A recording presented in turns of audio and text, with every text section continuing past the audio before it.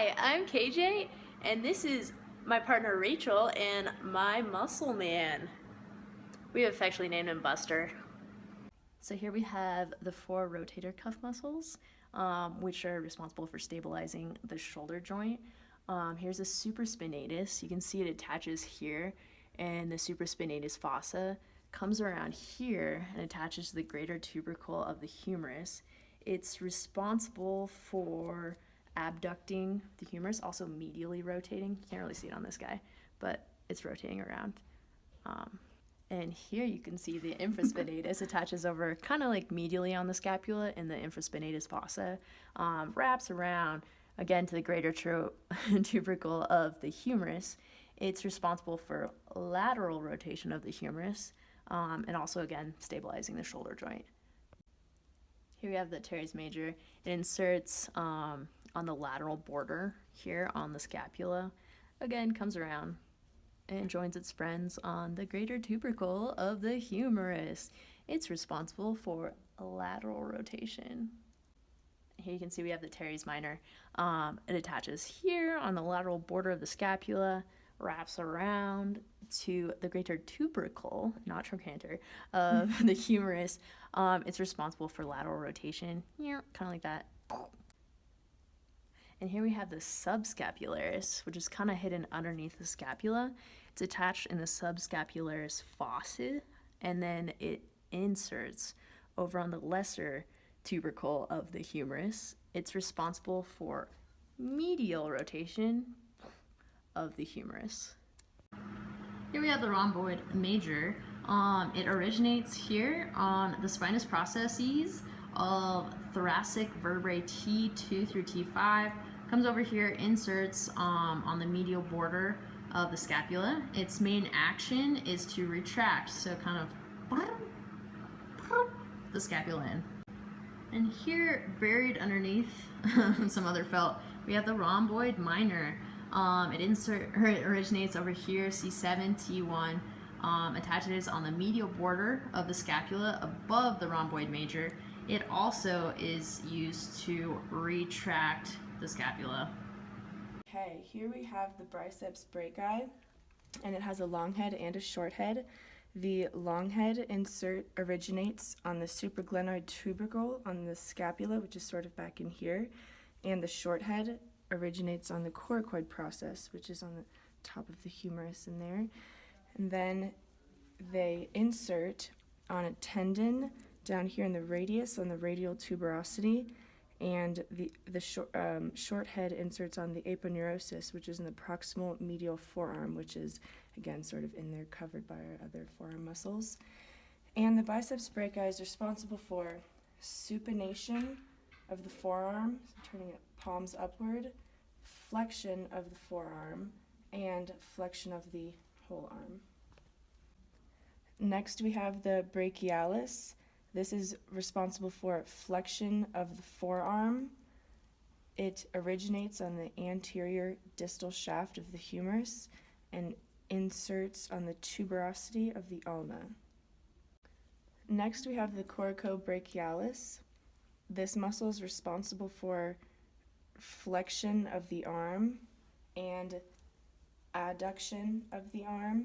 It originates on the coracoid process in the scapula, and it inserts on the medial shaft of the humerus. Okay, we have the triceps brachii, which are responsible for extension of the arm and extension of the forearm. It is a biarticulate muscle, which means it passes across two joints. There are three heads on this muscle. We have the long head, which originates in the infraglenoid tubercle of the scapula, and the medial and lateral heads originate on the shaft of the humerus, and they insert on the olecranon of the ulna. Moving on from the upper arm muscles here in red, we have our forearm muscles. We're going to start with the deep forearm muscles here in yellow. We have the pronator quadratus, which attaches, or originates actually, on the anterior medial part of the ulna. Comes over here and it inserts on the lateral side of the radius, and it works to pronate your hands. So boom, and here we have another deep forearm muscle, anterior. You can see it attaches on the anterior lateral side of the ulna, and it also, can't really see here, but it also comes in the interosseous membrane here. Comes all the way down here, and it sends out little shoots. It inserts at the base of the distal phalanges, so the string kind of goes a little far, but it's right here. It is useful for flexing your wrist, and also within these interphalangeal joints. All right, moving on, we have our muscles in pink here, which are our anterior middle forearm muscles. And first up, we have the flexor digitorum superficialis. This assists in the flexion of the wrist and also flexes fingers 2 through 5, which his don't flex. It originates on the medial epicondyle of the radius, as well as the ulnar coracoid process and the proximal anterior shaft of the radius, so kind of this whole area. And it inserts on the middle phalanges of finger 2 through 5 within the tendons. Another middle forearm muscle is the flexor pollicis longus, which is underneath the flexor digitorum superficialis. And this is responsible for flexing the thumb up towards that way. And it originates on the anterior surface of the radius right here, and it inserts at the base of the distal phalanx of the thumb. And here we have the brachioradialis, which, as you can tell, its origination is on the supracondylar ridge of the humerus, comes all the way down here, inserts on the styloid process of the radius, and its process, or what it does, is it flexes the elbow, or it supinates, turns the palm upwards, sup. Here we have the flexor carpi radialis.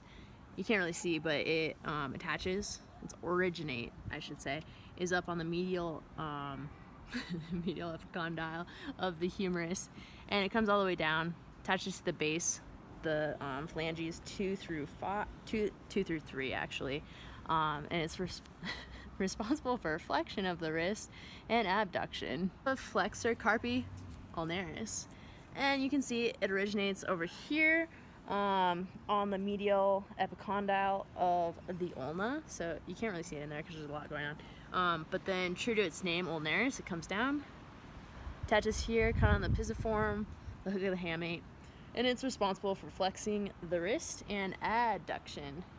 Here we have the palmaris longus.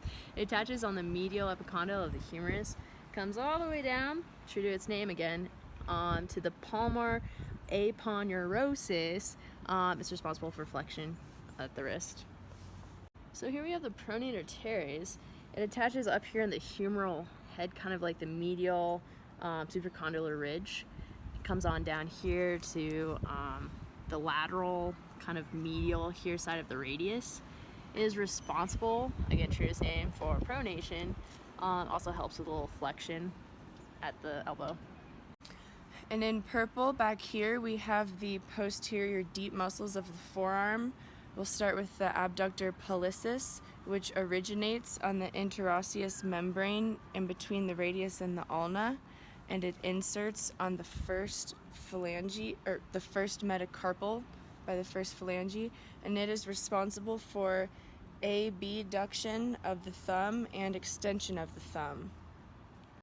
Next we have the extensor pollicis, which originates on the posterior middle shaft of the ulna and comes around and inserts on the thumb phalanx and is responsible for extension of the thumb. We have the extensor indicis, which originates on the distal shaft of the ulna and inserts on the second metacarpal and is responsible for extension of the first finger, as well as helps with extension of the wrist.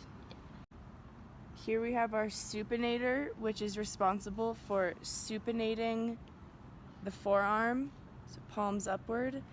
It originates on the lateral epicondyle of the humerus, and it inserts on the lateral proximal shaft of the radius.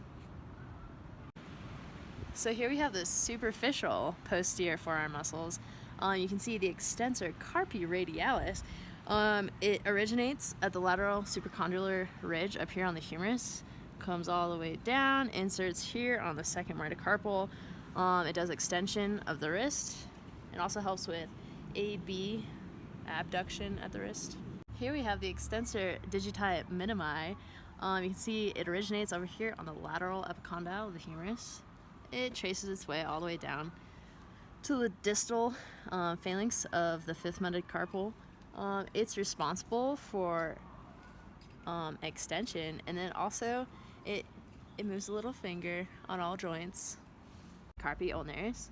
You can see it also originates over here on the lateral epicondyle of the humerus, comes on down to the fifth metacarpal.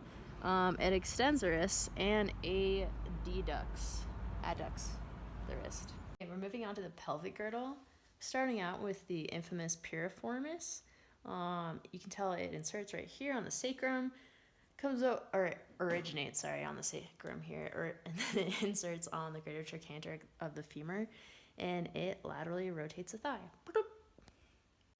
And here are Buster's robust gluteal group.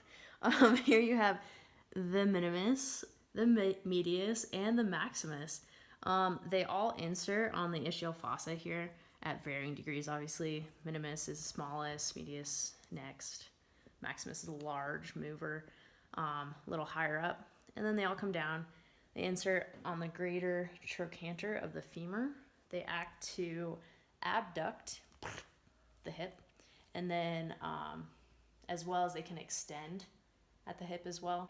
Here we have one of my favorite muscles. It's the tensor fascia latae, more affectionately known as latae, kind of hidden in the gluteal muscles here. It attaches to the superior anterior iliac spine, comes on down, hits the IT band all the way down to your fibula on Gerdy's tubercle.